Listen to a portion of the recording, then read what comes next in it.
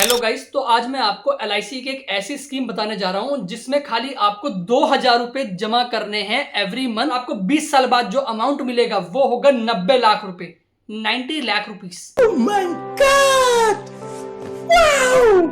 तो इसमें कितना रिटर्न मिलेगा तो पूरा विस्तार में जानेंगे, तो वीडियो को एंड तक देखिए। और अगर चैनल पर नए हैं तो चैनल को सब्सक्राइब कर लीजिए, प्लस बेल आइकन को दबाना मत भूलिए, जिससे कि फ्यूचर में आपको इंश्योरेंस और फाइनेंस से रिलेटेड हर वो इंफॉर्मेशन मिल सके जो लेटेस्ट और अपडेटेड है। तो वीडियो को हम सीधा स्टार्ट करते हैं।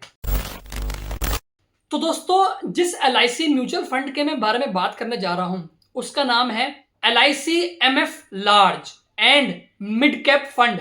तो गाइज, ये कोई इंश्योरेंस नहीं है, ये एक म्यूचुअल फंड है। जिस प्रकार से आप इसमें अमाउंट पे करेंगे तो वो अमाउंट आपका मार्केट में लगेगा, उसके बेसिस पे आपको रिटर्न मिलेगा। बस आप एक चीज का ध्यान रखिए, इन्वेस्टमेंट आप कभी भी कोई करते हैं और वो अगर आपका इन्वेस्टमेंट मार्केट में होता है तो वो एक रिस्क फैक्टर भी होता है, क्योंकि म्यूचुअल फंड जो है अगर वो आपको रिटर्न भी हाईएस्ट देता है तो वो आपको लॉसेस भी काफी अच्छे देता है।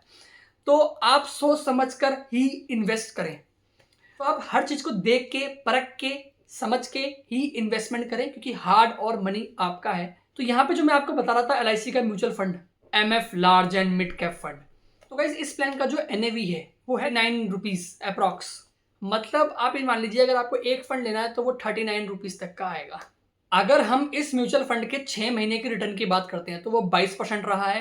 प्लस अगर हम एक साल रिटर्न की बात करते हैं तो वो है आपका 49%। और अगर हम 5 साल के रिटर्न की बात करते हैं तो वो है आपका 22% का। सबसे बढ़िया चीज, इस प्लान के अंदर कोई लॉकिंग पीरियड नहीं है। आप चाहो तो अपने पैसे को कभी भी निकाल भी सकते हो, लेकिन अगर आप एक साल से पहले पैसा निकालते हैं तो उसमें आपको 1% अमाउंट पे करना होगा, और अगर एक साल के बाद निकालते हैं तो कुछ पैसा पे नहीं करना। इस म्यूचुअल फंड के अंदर अगर आप लमसम पैसा पे करना चाहते हैं, मतलब एक साथ पैसा पे करना चाहते हैं, तो वो आप मिनिमम 5,000 कर सकते हैं, मैक्सिमम की कोई लिमिट नहीं है।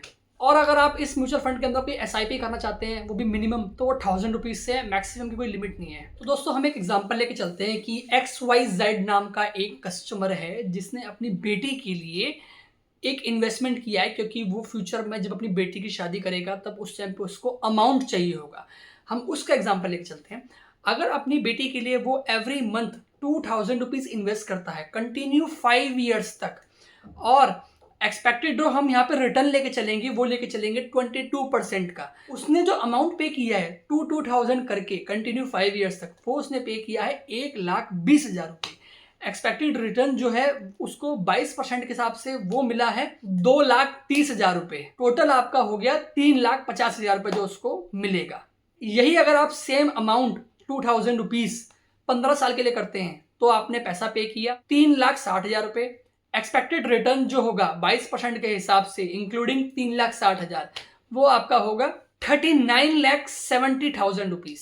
और अगर ये सेम चीज 20 साल के लिए करते हैं तो 20 साल के अंदर 2,000 रुपए करके जो उन्होंने अमाउंट पे किया है वो पे किया है 4,80,000 रुपए। और एस्टिमेटेड रिटर्न जो मिलेगा इंक्लूडिंग 4,80,000 वो मिलेगा 90 लाख रुपए। अब जैसे मानो जिस पर्सन ने पॉलिसी लिया है, मतलब अपनी बेटी के लिए पॉलिसी लिया है, XYZ कस्टमर का नाम है, उनकी तबीयत खराब हो गई तो उनको पैसे की जरूरत है, तो अगर वो चाहें अपने पैसे को कभी भी निकाल सकते हैं।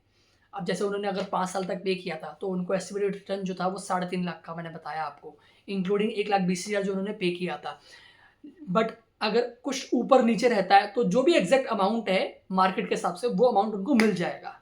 अगर हम इस म्यूचुअल फंड की स्टॉक होल्डिंग की बात करते हैं कि किस किस के अंदर अमाउंट लगा हुआ है, तो उसमें आपका है ICICI bank, HDFC bank, REC limited, Shakti pumps private limited, Trent limited, और भी कुछ आपके स्टॉक होल्डिंग्स हैं। तो गाइस, ये था LIC का म्यूचुअल फंड। मैं जो एक्सप्लेनेशन आपको करता हूँ ये एक एजुकेशनल पर्पस के लिए।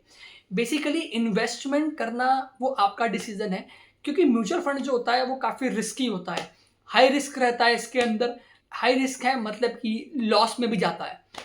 तो गाइज, आप कोई भी इन्वेस्टमेंट करें, जिस भी म्यूचुअल फंड में करें, किसी भी कंपनी का करें, चाहे LIC का करें, चाहे कहीं और करें, चाहे किसी और कंपनी का म्यूचुअल फंड करें, मतलब कुछ भी आप कभी भी कहीं पे इन्वेस्टमेंट करते हैं तो आप हर चीज को देख के, समझ के, सोच समझ के आप इन्वेस्ट करिए, क्योंकि पैसे आपने अर्न किए हैं, आप चाहते हो कि उसका रिटर्न मुझे ज्यादा से ज्यादा मिले, तो आप हर चीज को देख के, सोच के, समझ कर ही इन्वेस्ट करें। रही बात, अगर आपको मेरी दी गई इन्फॉर्मेशन अच्छी लगी हो, वैल्यूएबल लगी हो, तो आप मेरे चैनल को यहाँ पे सब्सक्राइब कर सकते हैं अगर आपने मेरा चैनल सब्सक्राइब नहीं किया हुआ, जिसका नाम है फाइनेंस अमन। तो मिलते हैं ऐसे ही नेक्स्ट वीडियो में। Till then take care, bye bye, goodbye और बाय बाय।